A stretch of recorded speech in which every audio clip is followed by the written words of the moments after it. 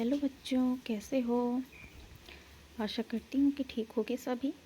ठीक है, आज 8th ग्रेड अभ्यास पुस्तिका कक्षा 7 विषय सामाजिक विज्ञान देखेंगे, जो कि सामाजिक एवं राजनीतिक जीवन का है। अब अध्याय हम देखेंगे आज, अध्याय 2, स्वास्थ्य में सरकार की भूमिका। तो स्वास्थ्य में सरकार की भूमिका आगे हम अभ्यास करेंगे। आपका पहला प्रश्न है, निम्नलिखित में किसका संबंध जल जनित बीमारी से नहीं है। तो निम्नलिखित में किसका संबंध जल जनित बीमारी से नहीं है। जो ऐसी बीमारी के बारे में बताना है जो पानी से या जल से उत्पन्न नहीं होती या पानी या जल के द्वारा हमें नहीं होता। तो इसका सही आंसर है ऑप्शन डी, कैंसर। प्रश्न दूसरा, भारत में लोगों के स्वास्थ्य में गिरावट का मुख्य कारण है। भारत में लोगों के स्वास्थ्य में गिरावट का मुख्य कारण है। ऑप्शन ए, स्वच्छ पानी की उपलब्धता। ऑप्शन बी, स्वच्छ जीवन स्तर। ऑप्शन सी, उच्च शिक्षा की उपलब्धता। ऑप्शन डी, स्वास्थ्य सुविधाओं की कमी। तो इसका सही आंसर हो जाएगा स्वास्थ्य सुविधाओं की कमी, ऑप्शन डी। ठीक है, अब अगला प्रश्न है, सार्वजनिक स्वास्थ्य सेवा का उद्देश्य नहीं है। सार्वजनिक स्वास्थ्य सेवा का उद्देश्य नहीं है। तो ऑप्शन ए, अच्छी स्वास्थ्य सेवा। ऑप्शन बी, सभी को स्वास्थ्य सेवा उपलब्ध कराना। ऑप्शन सी, केवल ग्रामीण क्षेत्रों में स्वास्थ्य सेवा उपलब्ध कराना। ऑप्शन बी है निःशुल्क या कम कीमत में प्रदत्त सेवा। तो इसका सही आंसर हो जाएगा ऑप्शन डी, केवल ग्रामीण क्षेत्र में स्वास्थ्य सेवा उपलब्ध कराना। ठीक है, अब हम देखेंगे अगला क्वेश्चन।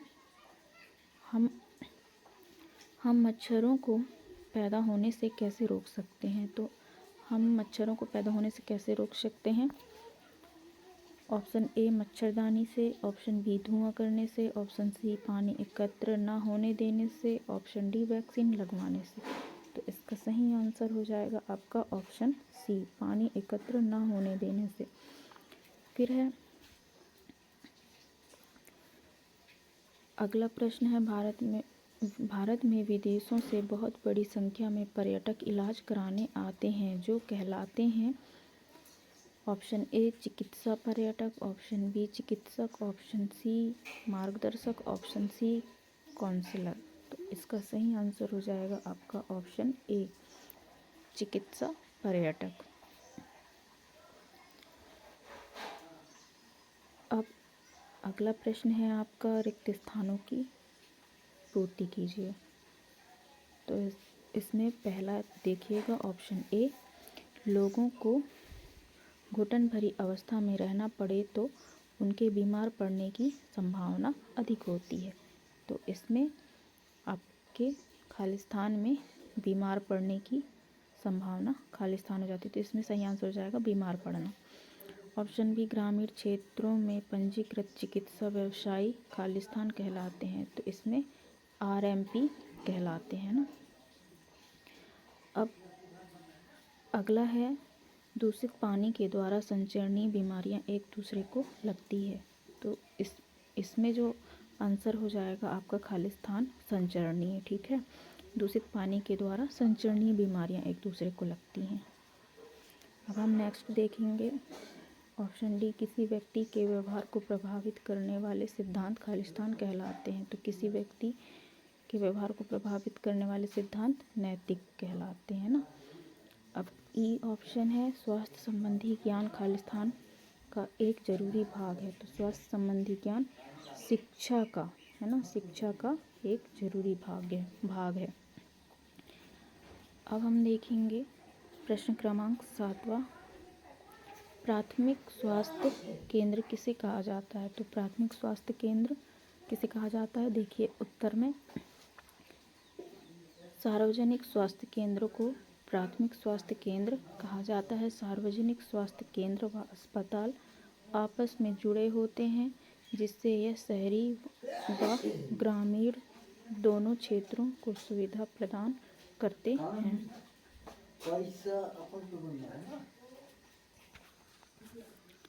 अगला क्वेश्चन देखिएगा, हमारे देश में प्रश्न नंबर 8 है, हमारे देश में क्या सबके लिए पर्याप्त स्वास्थ्य सेवाएं उपलब्ध हैं? तो इसका उत्तर है हमारे देश में सबके लिए पर्याप्त स्वास्थ्य सेवाएं उपलब्ध हैं। स्वास्थ्य सेवाओं को 2 वर्गों में बांटा गया है, सार्वजनिक स्वास्थ्य सेवाएं और सेकंड है निजी स्वास्थ्य सेवाएं। ठीक है। अगला प्रश्न देखिएगा, प्रश्न क्रमांक 9 है, मध्य अमेरिका का सबसे स्वस्थ देश किसे माना जाता है? तो अमेरिका का सबसे स्वस्थ देश किसे माना जाता है? तो इसका उत्तर है मध्य अमेरिका का सबसे स्वस्थ देश कोस्टारिका को माना जाता है। एक बार उत्तर फिर से दोहरा देती हूँ कि मध्य अमेरिका का सबसे स्वस्थ देश कोस्टारिका को माना जाता है। अब अगला प्रश्न है, प्रश्न 10वां, स्वास्थ्य से क्या आशय है?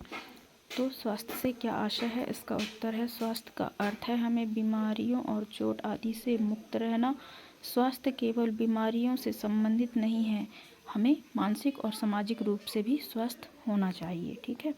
अब अगला प्रश्न है, प्रश्न 11वां, बीमारियों से बचाव के लिए हमें किस प्रकार की सुविधाओं की आवश्यकता होती है? तो इसका उत्तर हो जाएगा बीमारियों से बचाव के लिए हमें स्वास्थ्य केंद्र, डॉक्टर, अस्पताल, एम्बुलेंस, ब्लड बैंक आदि सुविधाओं की आवश्यकता होती है। प्रश्न क्रमांक 12 है, निजी एवं सार्वजनिक स्वास्थ्य सेवाओं में अंतर लिखिए। तो निजी और सार्वजनिक स्वास्थ्य सेवा में अंतर देखिए। निजी अस्पतालों द्वारा प्रदान की जाने वाली स्वास्थ्य सेवाएं सार्वजनिक स्वास्थ्य केंद्र द्वारा प्रदान की जाने वाली केंद्रों से बेहतर है, जबकि निजी चिकित्सा सेवाओं की लागत ज़्यादा है, जबकि सार्वजनिक स्वास्थ्य सेवाएं सस्ती और समाज के सभी वर्ग द्वारा उपयोग में की जाती हैं। अब प्रश्न क्रमांक 13 है, पानी और साफ सफाई की गुणवत्ता को सुधार कर किन किन बीमारियों से बचा जा सकता है? तो पानी और स्वास्थ्य सेवाओं की गुणवत्ता को सुधार कर हम कौन कौन सी बीमारियों से बच सकते हैं उसके बारे में देखेंगे। ठीक है। तो उत्तर देखिए, पानी और साफ सफाई की गुणवत्ता को सुधार कर हैजा, typhoid, malaria virus, hepatitis, chikungunya, दस्त लगना जैसी बीमारियों से बचा जा सकता है। अब देखिए प्रश्न क्रमांक 14, हमें सरकार को कर मतलब कि टैक्स क्यों देना चाहिए? तो हमें सरकार को इसलिए टैक्स देना चाहिए क्योंकि सरकार टैक्स या कर से प्राप्त धन का उपयोग विभिन्न प्रकार के सामाजिक सेवाओं को मुहैया कराने में खर्च करती है, जिससे सभी नागरिकों को फ़ायदा होता है। ठीक है। अब अगला प्रश्न है, प्रश्न क्रमांक 15, भारतीय आयुर्विज्ञान परिषद का आयुर्विज्ञान नैतिक संहिता संदेश क्या है? तो इसका उत्तर है भारतीय आयुर्विज्ञान परिषद का आयुर्विज्ञान नैतिक संहिता पहले कहता है, जहाँ तक संभव हो सके चिकित्सा को औषधि के जेनेरिक नाम से ही उपचार पर्ची में लिखने चाहिए और सुनिश्चित करना चाहिए कि यह युक्त और उपयुक्त रूप से हो। ठीक है। अब अगला प्रश्न देखिएगा, प्रश्न क्रमांक 16, ओपीडी का विस्तारित रूप लिखिए। तो ओपीडी का विस्तारित रूप है आउट पेशेंट डिपार्टमेंट या बाह्य रोगी विभाग। अगला प्रश्न देखिएगा बच्चों, प्रश्न क्रमांक 17वां, हमारे देश में केरल राज्य में स्वास्थ्य सुधार की दृष्टि से क्या व्यवस्थाएं की गई हैं? तो इसका उत्तर है हमारे देश में केरल राज्य में स्वास्थ्य सुविधा की दृष्टि से गांव के लिए पीने का पानी, आहार, औरतों के विकास और शिक्षा आदि के लिए उचित व्यवस्था सुनिश्चित की गई है।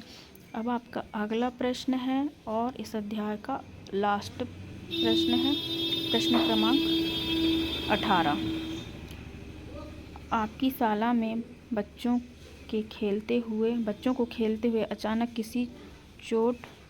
किसी बच्चे को चोट लग जाती है तो आप क्या करेंगे।